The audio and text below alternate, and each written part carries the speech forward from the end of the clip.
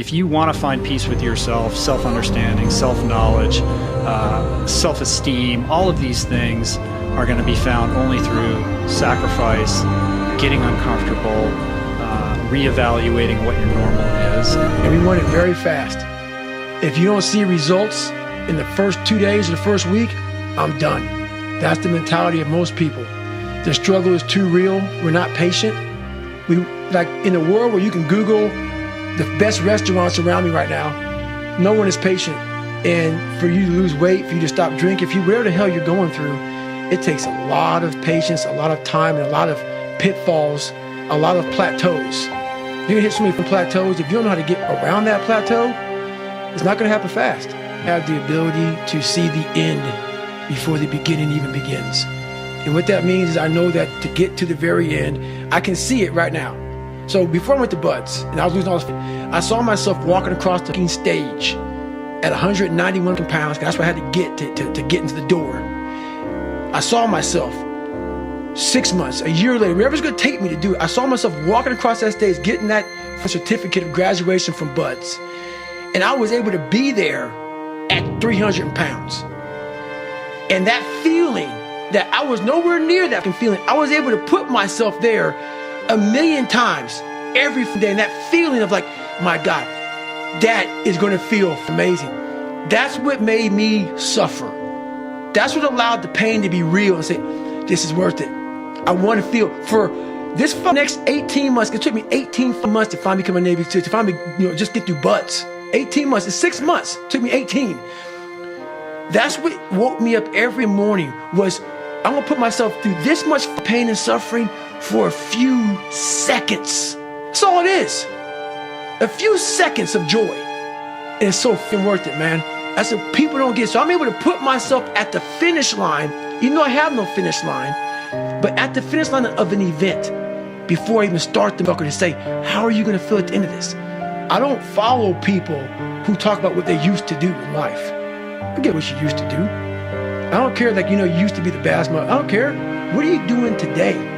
You may not be that person now, but what are you still doing to try to excel in life? And a lot of people now are talking. I hear so much talk. I don't hear a lot of work. I hear a lot of people telling you what you should be doing, how you should be doing it, how you should be living. And I look at them and you're fat, you're out of shape, you look like, but you're telling them how to live.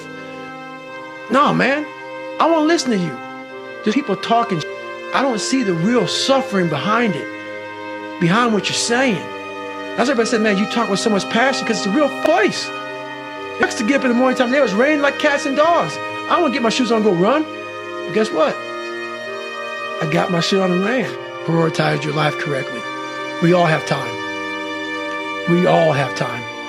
What you've done wrong is that you didn't prioritize yourself. You didn't prioritize that, look, I got to get up and win this war today against myself.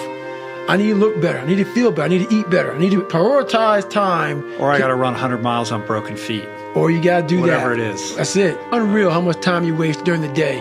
And most of it is on these computers, phones, Instagramming back and forth, whatever the heck you call it nowadays, tweeting and texting.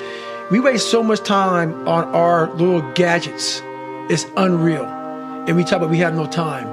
If you really you have to take your day and write down this one day. Everything you do, write that down. And you're like, my God, I am wasting so much time on frivolous bullshit. It's not even funny. I mean, it will, if it doesn't infuriate you, it should. Because there's so much time. I can't get it in. Look at your schedule. You just wasted 7 hours today on it.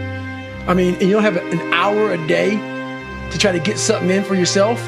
I guarantee everybody can find an hour. Honestly, they have the woe is me mentality. It's too hard. Life isn't fair.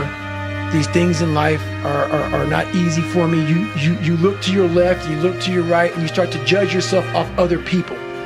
Like if you're a female, well, she's skinny and she doesn't work out as hard as I do. And everything starts to corrupt your mind. You start to look around too much at other people and what they're doing, and that starts to corrupt your own dialogue. We are judging ourselves against too many people. You have to judge yourself against yourself. And that's the one thing I started learning, man. This isn't a race against me and Rich Roll. This is a race against David Goggins and David Goggins alone. And once you can silence all the outside interference and things that are attracting your mind to everything, you can then start to grow in realizing, I'm stressed out for no reason. This is my own little race.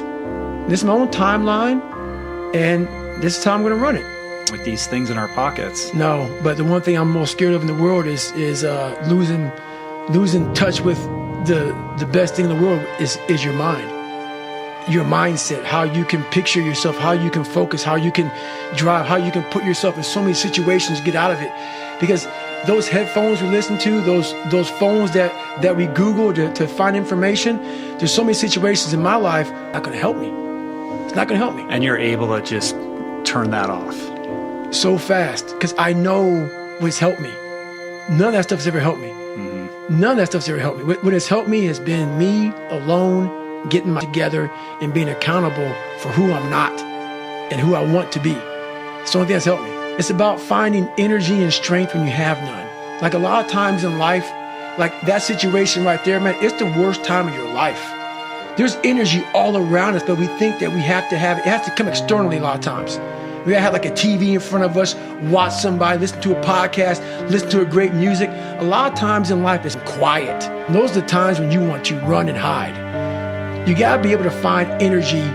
You gotta make up games, make up tricks, make up whatever you can to get to the next evolution of life. So taking souls is just another way. It's not about hurting the person you're against. It's about finding a tactical advantage in every situation you physically can. To get to the next, you're trying to inch further to the goal line. And you don't want to. And what is that goal line? The goal line is whatever it is for you. For me, I want to get through Hell Week. I want to get through Hell Week with my head up high, being strong. I don't know what the goal line is for everybody. My goal line has been very different from most people. But you're trying to find energy and strength to stay in the fight, to continue on until you get that second wind. Second wind is coming. Whatever the second wind may be for you, it's coming. But what happens is we get so stressed out that the end is so far away that we just can't find another foothold or another handhold, so we jump off the cliff and we just fall. Well, like I've said a million times before, the most important conversation is the one you have with yourself. You wake up with it, you walk around with it, you go to bed with it. Eventually, you act on it. Sometimes you act on it good, sometimes bad. You got to change the internal dialogue. That person in your head that's talking to you, until you change the internal dialogue in your head, until you callous over the victim's mentality that the world is out to get you because of you are the only, you got to change that, man. Yeah, but you don't understand my life, David. Yeah, I do. So that's the thing about it. And that's why I can talk about it. But yeah, I get what you're saying. A lot of folks don't I get that mentality. I once had that mentality that no one understands what I'm going through.